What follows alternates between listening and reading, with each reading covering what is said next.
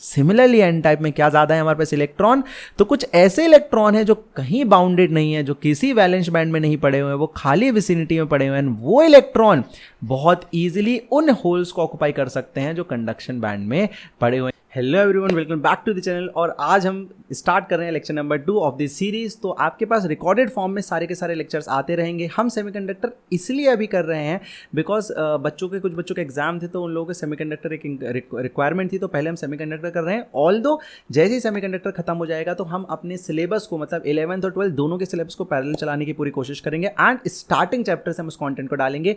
This content is quality made because it is recorded content. And मैंने आपको बताया था सारे लेक्चर के साथ आपको हर दिन एंड में क्वेश्चंस मिलेंगे, चाहे वो जेईई मेन, चाहे वो नीट, चाहे वो बोर्ड के क्वेश्चन हो, सो दैट आप क्वालिटी कंटेंट पढ़ लें एंड देन सारे अपनी प्रैक्टिस साथ में करते जाएं। तो चलिए स्टार्ट करते हैं। लेक्चर नंबर 1 जिन लोगों ने नहीं देखा, कल हमने इंट्रोडक्शन ऑफ सेमीकंडक्टर की बात करी थी, कहाँ पे सेमीकंडक्टर्स यूज होते हैं उनकी बात की थी एंड बहुत डेप्थ में समझा था एक्चुअली सेमीकंडक्टर कहाँ होते हैं पीरियोडिक टेबल में, ना कहाँ होते हैं हमारे आसपास। तो अगर आपने देखा तो आई बटन में आपको लिंक मिल जाएगा, डेफिनेटली जाकर देख लीजिए। एंड आज हम स्टार्ट कर रहे हैं टाइप्स ऑफ सेमीकंडक्टर की बात। आज का लेक्चर जो है वो है टाइप्स ऑफ सेमीकंडक्टर का। So on what basis and या क्या बेसिस है इनको डिफरेंशिएट करने का सेमीकंडक्टर का। तो आपने काफ़ी बार देखा होगा कि हम बोलते हैं कि ये जो प्लेट है वो सिलिकॉन के है, लेकिन मैंने आपको कल बताया था कि कुछ ऐसे सेमीकंडक्टर भी होते हैं जो एलईडी में यूज होते हैं। तो ये एलईडी के सेमीकंडक्टर और प्लेन सिलिकॉन की शीट में क्या डिफरेंस है, तो वही डिफरेंस आज हमें समझ आएगा जब हम उनके डिफरेंट टाइप को पढ़ेंगे। एंड अगर आप मुझे नहीं जानते, चैनल पे नए हैं, तो मेरा नाम अक्षय है। I have done my BTech from IIT Delhi. I have been teaching students from past 6 years for NEET and JEE as well as boards.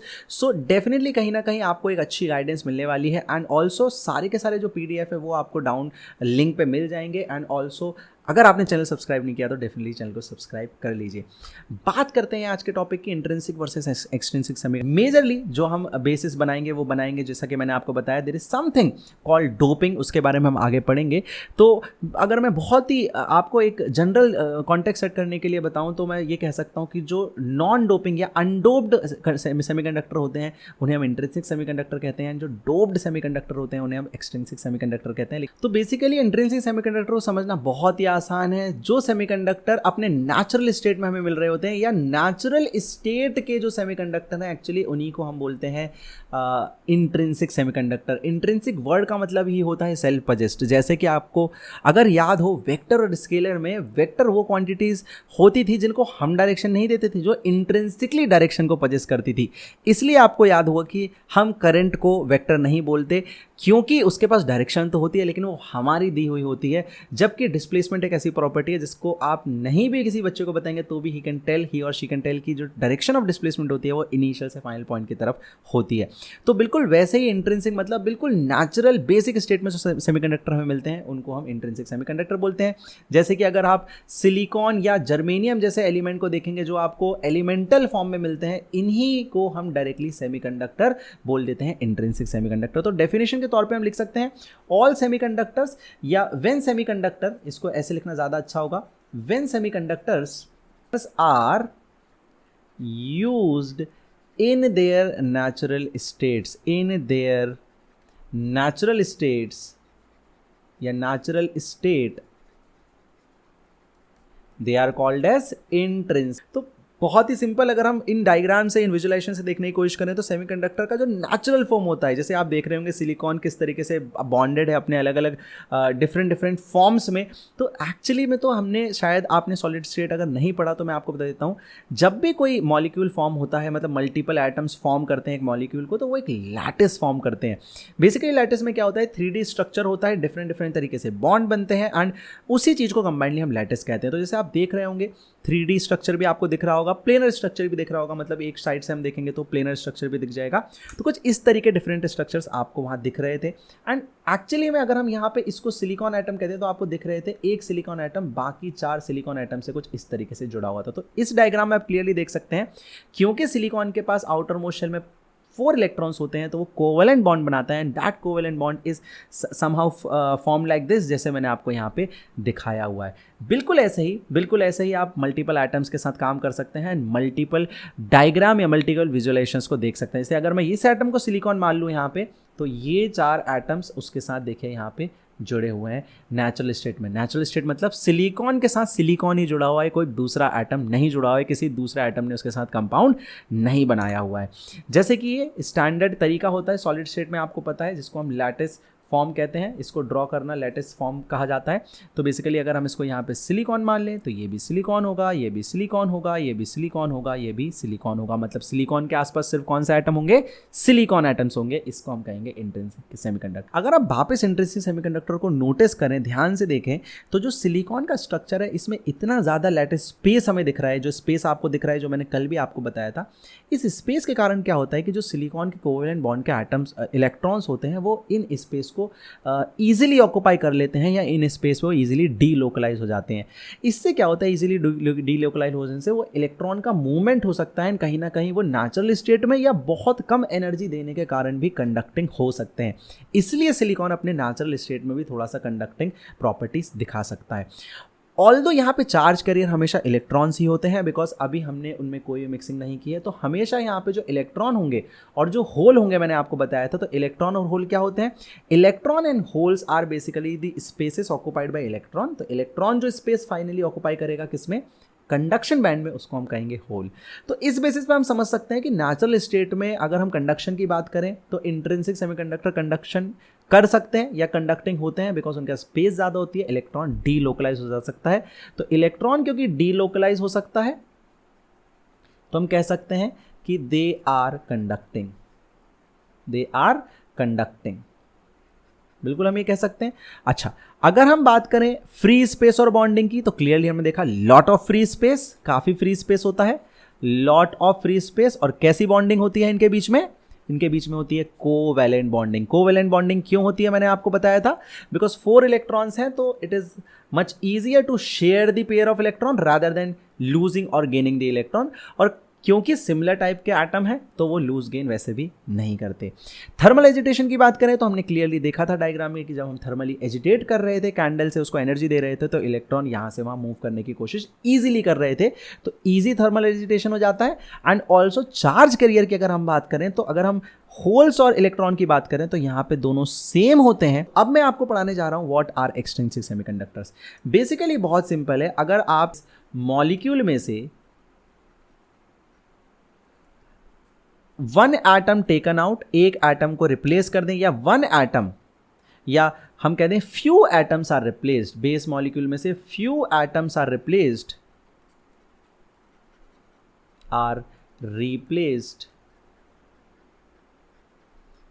then it is called as extrinsic semiconductor। अच्छा, अब important बात यह है कि इस replacement को हम कहते क्या है? तो दिस रिप्लेसमेंट ऑफ एटम, कहीं ना कहीं हम ये कह रहे हैं कि हम एक फॉरेन एलिमेंट ला रहे हैं और बेस एटम में से कुछ को रिप्लेस करके उन फॉरेन एलिमेंट्स को ऐड कर रहे हैं। तो this replacing is called doping. इसी को हम क्या कहते हैं? Doping. This replacing is called doping. Also हम इसको एक तरीके से इम्प्योरिटी का मिक्स करना भी कहते हैं, क्योंकि हम ये मानते हैं कि जो इंट्रिंसिक सेमीकंडक्टर है वो एक प्योर मॉलिक्यूल है, उसमें कोई भी फॉरेन एलिमेंट नहीं है। तो हम इसको ये भी कह सकते हैं, this is also called as mixing of impurities, mixing of impurities.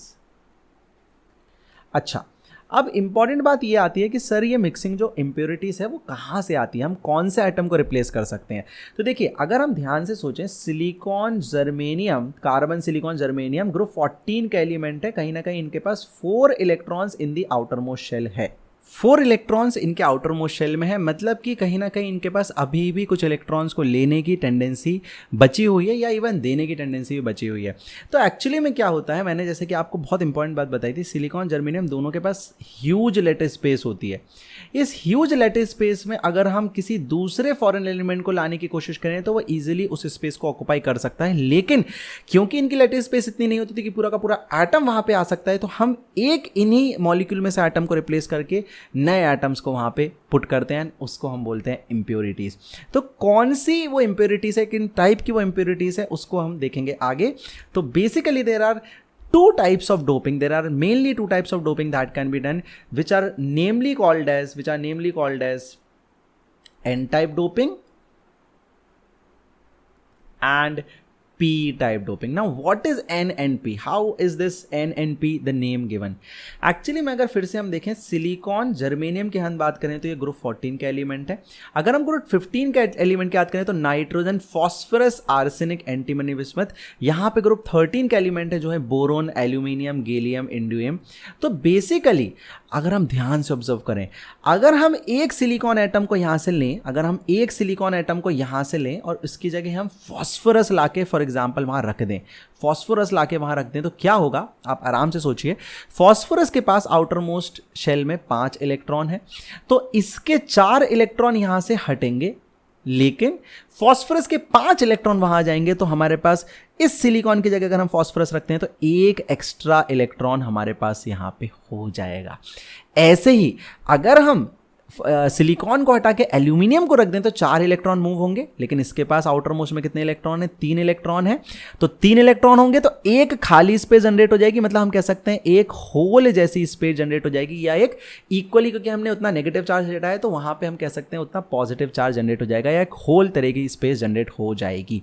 Basically these extra electrons और extra holes which are coming in the circuit या coming in the molecule actually helps them to increase their conductivity. And आपको समझ आ रहा होगा कि actually हम intrinsic semiconductor से एक्सट्रिंसिक सेमीकंडक्टर की तरफ क्यों जा रहे हैं.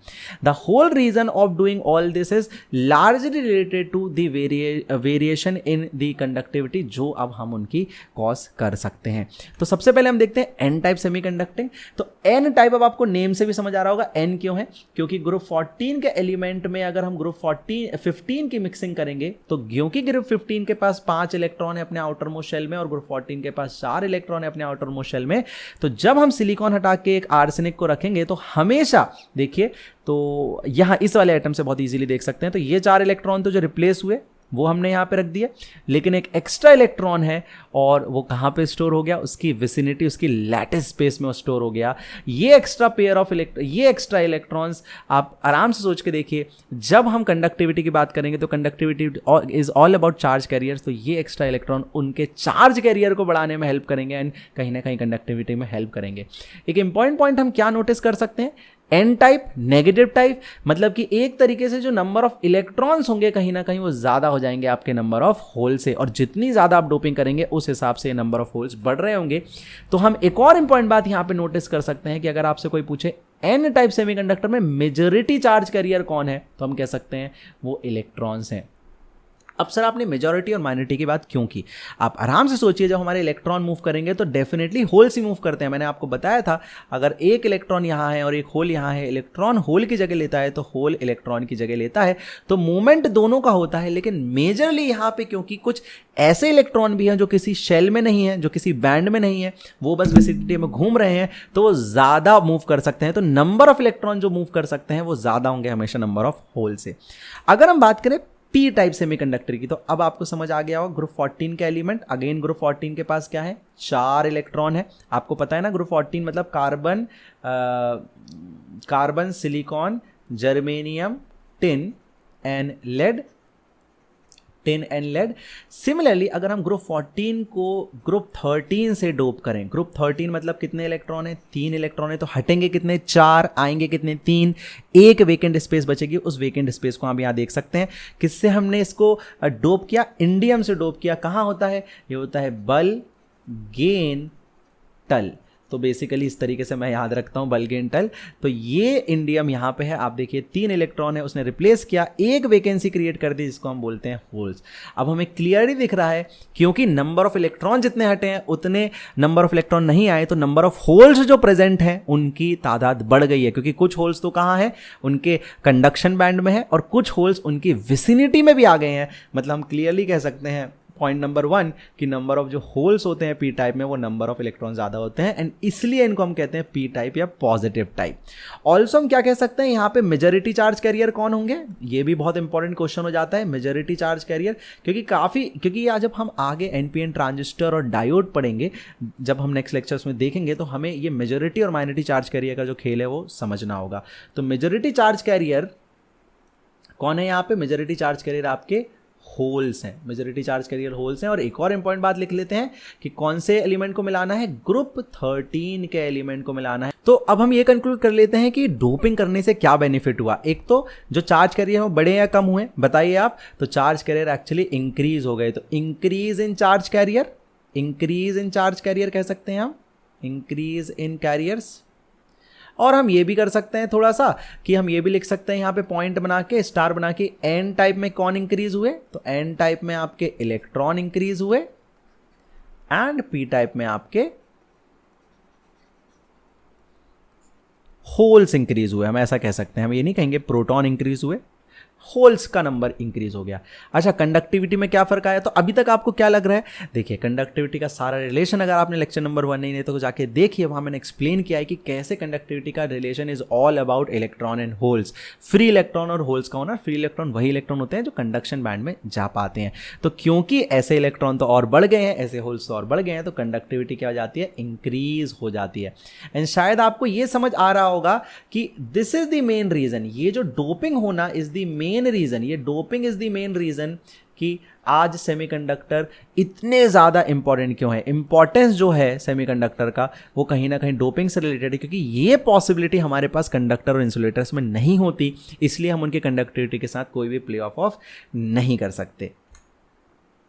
अब थोड़ा सा हम इसको अपनी बैंड गैप थ्योरी पे लगाते हैं कि कैसे डोपिंग कहीं ना कहीं बैंड गैप जो थ्योरी थी, जो हमें समझा रही थी कि जो इलेक्ट्रॉन वैलेंस बैंड से निकल के कंडक्शन बैंड पे जा पाते हैं वो कैसे इफेक्ट होती है। अगेन जिन लोगों ने नहीं देखा जाके पहला लेक्चर देख सकते हैं, आपको बहुत अच्छे से बैलेंस बैंड और एमओटी से हमने इसको कैसे समझा था वो आपको समझ आ जाएगा। तो बहुत ही सिंपल सी बात है, अगर हम कोई भी डोपिंग करेंगे, फॉर एग्जाम्पल हमारे पास हमें पता होता है कि ये वैलेंस बैंड है, कल मैंने आपको बताया था वैलेंस बैंड वो बैंड होता है जिसमें सारे के सारे वैलेंस इलेक्ट्रॉन्स एग्जिस्ट करते हैं। तो अगर हम बहुत ही बेसिक बात करें और यहां पे हमारे पास सारे होल्स होते हैं, तो अगर हम एन टाइप देखें या पी टाइप देखें, क्लियरली जो हमारा बैंड गैप है वो थोड़ा छोटा हो जाएगा। क्या ऐसा कहना सही है? ये एब्सोल्युटली कहना सही नहीं है कि वो छोटा हो जाएगा, क्योंकि जो एक्सटर्नल एजेंट के कारण, जो डोप्ड एटम है उसके कारण जो इलेक्ट्रॉन और होल्स बने हैं वो वैलेंस शेल या कंडक्शन बैंड में नहीं गए हैं, वैलेंस बैंड और कंडक्शन बैंड में नहीं गए हैं, वो विसिनिटी में गए हैं। बट फिर भी हम ये कह सकते हैं कि जो हमारे पास चार्ज मूवमेंट है वो अब इजी हो जाएगा। कुछ इलेक्ट्रॉन यहां पे आके सेटल डाउन हो जाएंगे, हम ये कह सकते हैं, या कुछ होल्स यहां पे आके सेटल डाउन हो जाएंगे। ऑब्वियसली बात है वो कहीं किसी बैंड में सेटल डाउन नहीं हो रहे, लेकिन वो कन्वर्ट होने के लिए बहुत इजीली सेटल डाउन हो जाएंगे। तो अगर हम इसको थोड़ा सा और डीप में जाके देखना चाहें कि भाई एन टाइप और पी टाइप में क्या चेंजेस आते हैं, तो क्लियरली बहुत आराम से हम समझ सकते हैं कि ये होगा आपका पी टाइप सेमीकंडक्टर एंड ये होगा आपका एन टाइप सेमीकंडक्टर। सर आपको ये कैसे समझ आया? देखिए मैं आपको बहुत इजीली समझाता हूं।